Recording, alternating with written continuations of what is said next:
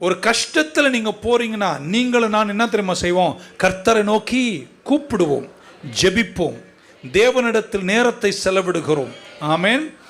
அவர் சொல்றார், இந்த பகுதிக்கு கனிகள் இல்லை, அதை வெட்டிடுவோம்னு சொன்ன போது தோட்டக்காரர் சொல்ல, இல்லை வெட்டாதீங்க, கொஞ்சம் வெயிட் பண்ணுங்க, கொஞ்சம் டைம் கொடுங்க, நான் சுற்றி கொஞ்சம் வெட்டி கொஞ்சம் குழி நோண்டி கொஞ்சம் மென்யூர் ஃபெர்டிலைசர் போடுறேன், சுற்றி இருக்கிற வேண்டாத செடிகளெல்லாம் பிடுங்கி அந்த வேர்களுக்கு தண்ணி வராமல் தடுக்கக்கூடிய சுற்றி இருக்கிற செடிகள் புல்லுகள் பூண்டுகள் எல்லாம் பிடுங்கி, ஒன்றும் தெரியாத மாதிரி உட்காந்துருக்க விளக்கெல்லாம் தேவையில்லை, எல்லாத்தையும் எடுத்துட்டு நான் என்ன போட போகிறேன்?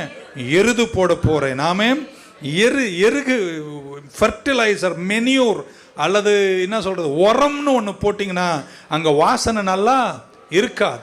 ஆமென். ஆனால் கொஞ்சம் கஷ்டமாக இருந்தாலும், இன்னைக்கு மூக்கு பிடிக்கிற மாதிரி இருந்தாலும் கொஞ்சம் பொறுமையாயிரு, கொஞ்சம் தூரத்தில் கனிகள் நல்லா இருக்கு. நான் சொல்கிறேன், நெருக்கத்திலையும் நீங்கள் கர்த்தரை நோக்கி பார்த்து, எவ்வளோ கஷ்டத்திலும் கர்த்தரை விட்டு விலகாம இருங்க. இந்த சூழ்நிலைகள்லாம் சீக்கிரம் மாறிடும். உங்கள் வாழ்க்கையில் இருக்கிற சூழ்நிலைகள் கஷ்டத்துக்குரியதாக இருந்தாலும் கர்த்தர் பக்கம் திரும்பினா கர்த்தர் வீண்டும் உங்களை முளைக்க செய்வார், வீண்டும் உங்களை பிரகாசிக்க செய்வார், வீண்டும் உங்களை உயர்த்துவார், மீண்டும் உங்களை மேலோங்கி கனி கொடுக்க செய்வார். ஒரு அல்லேலூயா சொல்லிடுங்க.